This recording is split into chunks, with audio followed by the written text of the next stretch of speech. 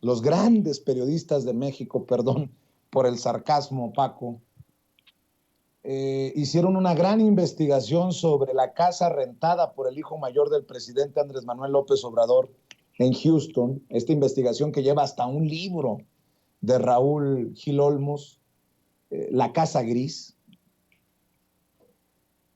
Ayúdame a entender a encontrar una explicación a que esos mismos grandes periodistas como Loret, a todos los de Mexicanos contra la Corrupción y la Impunidad, al propio Gil Olmos, con mucho respeto, ¿cómo es que nunca, dices tú, se investigó a fondo a Peña Nieto? Yo No, tengo mira, mis, Vicente, yo Vicente, tengo ya hay mucha evidencia. mis versiones, mi querido Paco, yo tengo mis versiones porque está el caso de Televisa. Televisa que ha sido señalada y creo que con bases en crearnos, y también Televisión Azteca, porque recuerdo aquel programa en el que hablan del amor, y es cuando se habla de la gaviota, en un programa de TV Azteca, pero sobre todo Televisa creó este telecandidato o telepresidente, como le llamó en su momento Genaro Villamil. Televisa, que también es señalada de estar en estos arreglitos para ayudar a la red presuntamente de corrupción de Alito Moreno, el PRI y Televisa de la mano. Mi querido Paco, ¿con qué cara esos grandes periodistas de México hoy se van a colgar de la nota importante, y no sé si podría llegar a ser, salvo que tú me digas, la nota del sexenio, porque yo he venido diciendo que a México le faltaba llegar a ese punto que han llegado otros países latinoamericanos de confirmar una investigación, por lo menos una investigación sobre un expresidente. Pues ya llegó, así lo dijo Pablo Gómez. Mira, Vicente, ¿por qué los grandes periodistas, por qué los periódicos no se meten tan a fondo? Bueno, mira, solo hay que recordar, y a veces yo me gusta mencionarlo cuando me invitan a algunas conferencias, ahora tenemos internet, solo hay que googlearlo, ¿sí? Solo hay que, ya está documentado ampliamente cómo esos grandes periodistas vendían opiniones como si fueran notas periodísticas y así se las pagaban. Les entregaban dinero por millones, por millones. No, no hay uno prácticamente que haya escapado. Los que escapaban los controlaban, les daban trabajo. Hay que ver televisión mexiquense, hay que ver televisión mexiquense que controla el gobierno del Estado de México, cómo se convirtió en refugio, por ejemplo, Ricardo Alemán, ¿sí? Que es un anti López Obradorista abierto, ¿sí? Por años, cobró millones y millones, pero él es uno. Los demás, mira, ya está documentado cuánto y cómo recibían el dinero y a través de qué empresas formaban los periodistas para vender su información. ¿Sí? Eran mercenarios, trabajaban con un gobierno o trabajaban con otro, al mejor postor está, mira, está bien documentado. Entonces, por eso los periódicos, pues son los mismos. Mira, los periódicos hacían grandes negocios. Párate antes de 2000, cuando empieza a jalar bien Internet en este país. Entre fines de los 90 hubo intentos, pero murieron muchos proyectos. Pero en 2000, cuando nacen los grandes sitios de Internet de este país, Reforma, El Universal,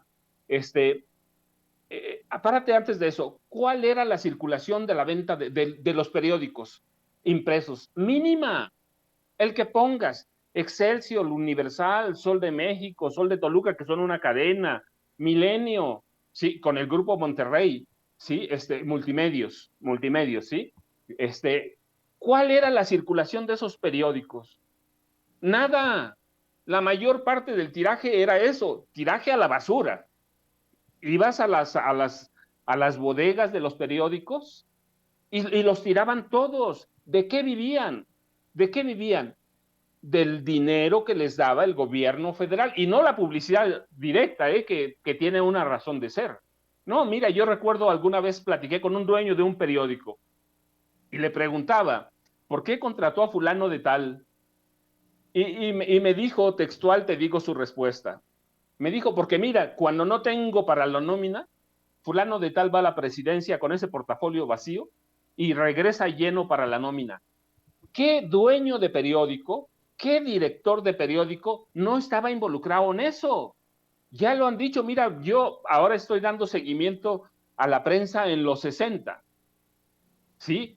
En los 60 estoy dando seguimiento a la prensa y toda la información estaba controlada directamente por el presidente de la República. El periódico que publicó por error fue, debo decirlo, una foto en la que se confundía a Díaz Ordaz con un gorila, pero que en esencia sí era un gorila, los terminaron cerrándolo por órdenes del presidente Díaz Ordaz.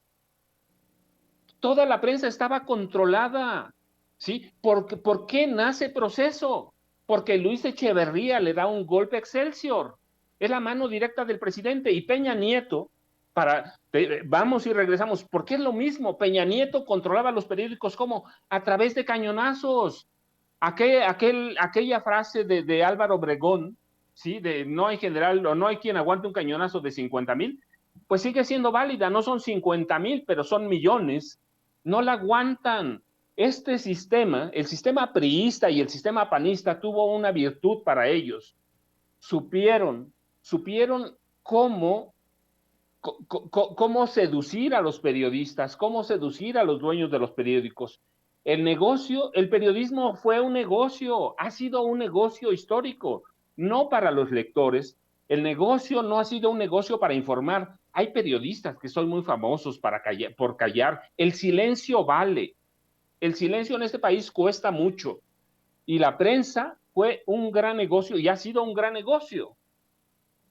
¿Por qué? Porque se mantuvieron de los dineros que les daba el Estado. No les importaba la venta. Mira, las notas o los periódicos eran, eran sistemas de comunicación entre la clase política y a veces entre la clase empresarial.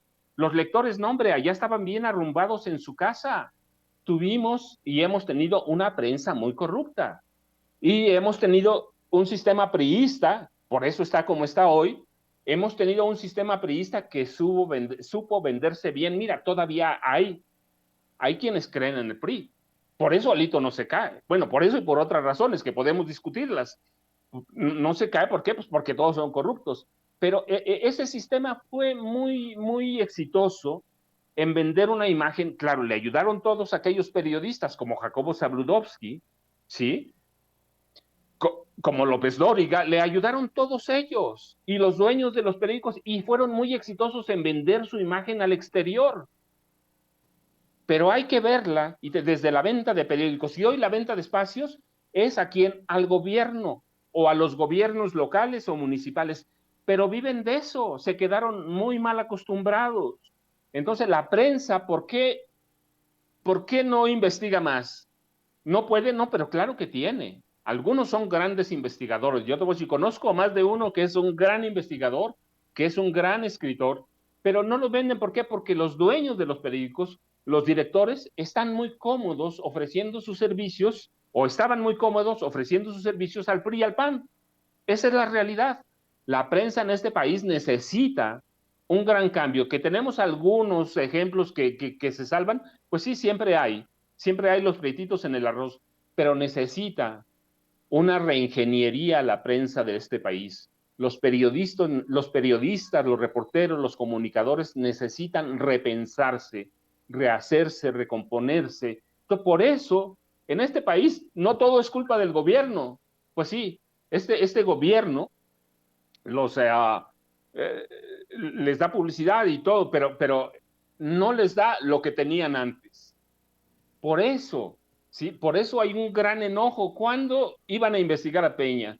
Hoy pueden investigar a López Obrador hasta abajo de las piedras. Mira, yo ahora tomo como ejemplo el ejemplo de la casa de Alito.